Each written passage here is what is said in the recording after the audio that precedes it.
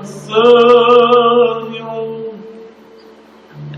لأن الإنجيل القدس يتلى الآن عليكم فاسمعوا ومجدوا واشكروا كلمة الله الحي.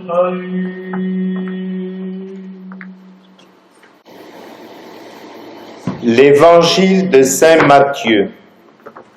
Jésus, arrivé dans la région de Césarée de Philippe, demandait à ses disciples: au dire des gens, qui est le Fils de l'homme? Ils répondirent: pour les uns, Jean le Baptiste, pour d'autres, Élie, pour d'autres encore, Jérémie ou l'un des prophètes. Jésus leur demanda: et vous, que dites-vous? Pour vous, qui suis-je? Alors Simon-Pierre prit la parole et dit: tu es le Christ, le Fils du Dieu vivant. Prenant la parole à son tour, Jésus lui dit: heureux es-tu, Simon, fils de Jonas. Ce n'est pas la chair et le sang qui t'ont révélé cela, mais mon Père qui est aux cieux. Et moi, je te le déclare, tu es Pierre, et sur cette pierre, je bâtirai mon église, et la puissance de la mort ne l'emportera pas sur elle. Je te donnerai les clés du royaume des cieux. Tout ce que tu auras lié sur la terre sera lié dans les cieux, et tout ce que tu auras délié sur la terre sera délié dans les cieux. Alors, il ordonna aux disciples de ne dire à personne que c'était lui, le Christ.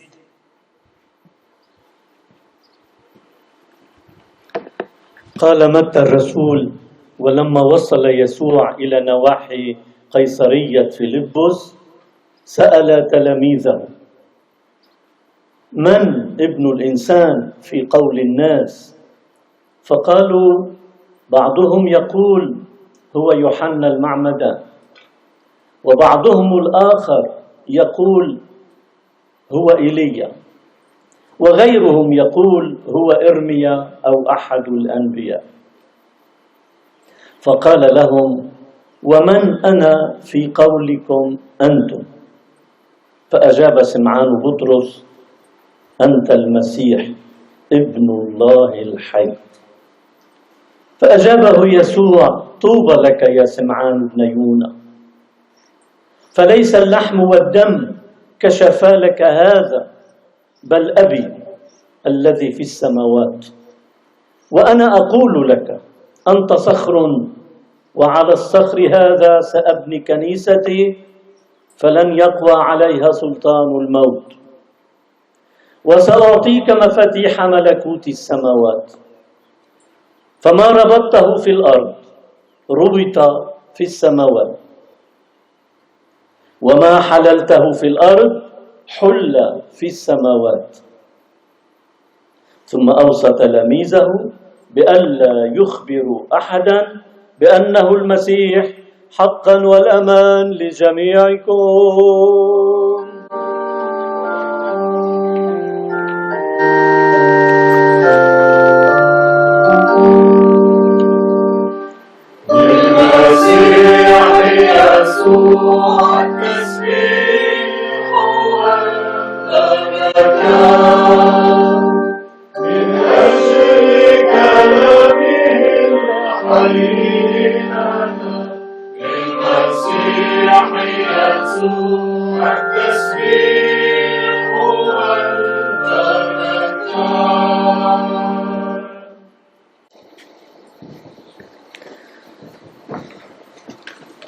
Cher Monseigneur Roucaud, notre vicaire général, cher Père Yann, curé de Sainte-Paix de Bigorre, cher Père Laurent, du sanctuaire de Bétaram, pas loin d'ici, à 5 km de là. Cher Père Jean,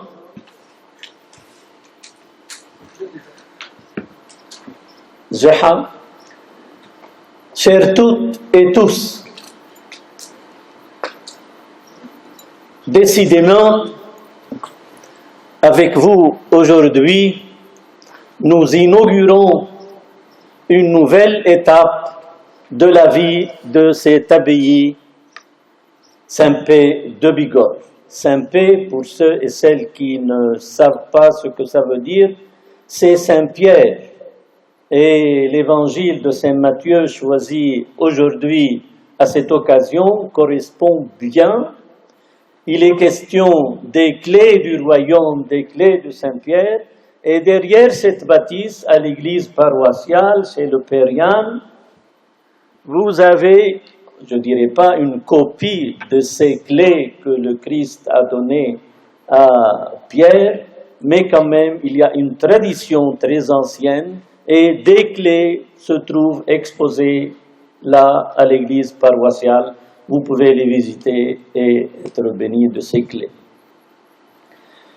Notre messe aujourd'hui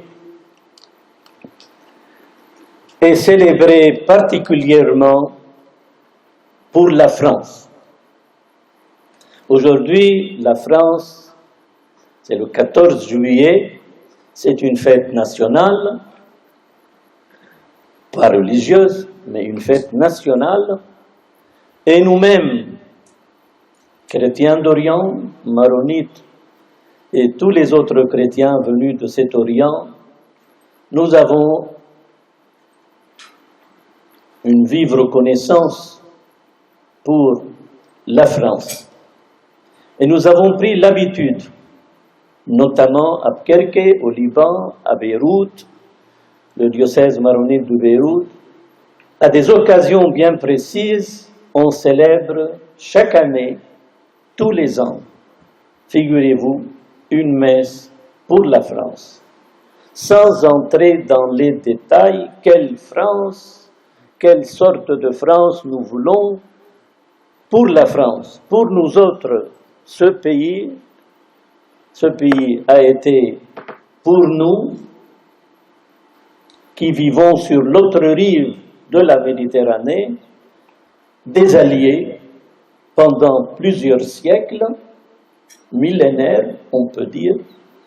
La France était pour nous, on va dire, au XXe siècle et XIXe siècle, une protectrice.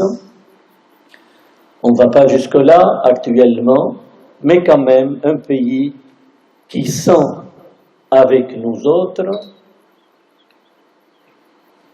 des relations tissées à tout point de vue, politique, des relations religieuses, culturelles, humaines, les mêmes valeurs. Pour nous autres, les valeurs évangéliques, les valeurs de la famille, eh bien, on partage avec la France tant de valeurs inestimables. Et c'est pour cela, en guise de reconnaissance, nous allons célébrer, nous célébrons avec vous aujourd'hui cette messe pour le succès, le progrès, la réussite de cette belle France qu'on aime bien. Je reviens au texte de Saint Matthieu à Césarée de Philippe. Je crois que un petit nombre parmi nous connaît où se trouve Césarée de Philippe. Et je crois également que très peu ont été dans cette ville, dans cette localité, qui se trouve pratiquement aux confins de 3 pays actuellement: la Palestine, la Syrie et le Liban, juste au mont Hermon, Jabal Haram. Mais avant, ça s'appelait, elle ne portait pas ce nom Césarée de Philippe, un responsable romain de l'époque. Ça s'appelait par son nom actuel, du côté arabe, disons, elle s'appelle Banias. Parmi nous, nous avons des frères syriens qui connaissent bien ce nom, Banias, mais ils ont deux Banias. Banias la maritime, Tartous, Banias, et Banias, celle qui se trouve au mont Hermon, qui a pris, pendant le règne des Romains, le nom de Césarée de Philippe. Qu'est-ce que ça veut dire Banias? Paneias. Le mot Pan, c'est le nom d'un dieu. Il est Ben. Et au Liban, à côté d'Ehden, vous avez un village qui s'appelle Ben. En allant au Cèdre, vous passez par Ehden, Farzrab, Ben, Hawa. C'est le nom d'un dieu païen. Jésus a choisi cet endroit même pour poser la question à ses disciples, que disent les gens de moi? Qui suis-je pour eux? Et ma foi, chacun de nous, de temps en temps, aime bien savoir ce que les autres disent de lui. Nous jouons tous le même jeu. On aime bien savoir que dit telle personne de moi, parce que notre personnalité, notre équilibre social et psychologique a besoin de l'autre. Jésus, après un certain temps d'évangélisation, a posé cette question. Et voilà, la réponse arrive. Pour l'instant, ses disciples même ne voient en lui, ainsi que les autres, ils ne voient en lui qu'un simple humain. Il est toujours homme. Un Saint-Élie, quelqu'un de très bien, un Saint Jean-Baptiste, mais il n'est pas encore, à leurs yeux, un Dieu. Et vous qui me connaissez un peu plus, que dites-vous? Et voilà, pour la première fois dans l'évangile de Matthieu et dans le Nouveau Testament d'ailleurs, vous avez ce verset, vous êtes le Christ, Fils du Dieu vivant. Une première fois dans toute la Bible, dans ces 73 livres qui forment la Bible, notre Bible, Ancien et Nouveau, vous êtes le Fils de Dieu. Et l'Église à laquelle nous appartenons, durant ces 2000 ans d'ère chrétienne, nous ne cessons, théologiens, historiens, responsables religieux, on ne cesse de trouver une réponse à cette question posée par Jésus, pour vous, qui suis-je? Tous les théologiens du monde essaient de répondre à cette question. Et nous autres croyants, pareil. Pour vous, aujourd'hui, à Saint-Pé-de-Bigorre, un 14 juillet, le jeudi 14 juillet 2022, pour vous autres, Jésus, qui est-ce? Un Dieu? Un être humain supérieur? Qu'est-ce qu'il fait dans la vie? Des miracles? Qui est Jésus pour chacun de nous? Et à la réponse de chacun dépend notre foi. Et on ne cesse de répéter la question et la réponse d'ici jusqu'à la fin du monde. En quittant Saint-Pé-de-Bigorre, ou Saint-Pierre de Bigorre si vous voulez, essayez quand même intérieurement de trouver une certaine réponse pour vous qui est Jésus. Qu'est-ce que vous voulez de lui? Ou plutôt, qu'est-ce qu'il veut de nous? Ainsi, notre religion cesse d'être une religion commerciale On s'adresse à Dieu quand nous avons besoin de lui. Ce n'est pas une religion, c'est du commerce. Si jamais on arrive à tisser une relation de confiance avec notre Jésus, avec notre Dieu, alors là, ça change. On découvre qu'il est un Père, qui est quelqu'un qui nous aime, qui nous côtoie, qui fait avec nous la marche de la vie. Il est là, mais c'est lui le commandant, c'est lui le capitaine, ce n'est pas nous-mêmes.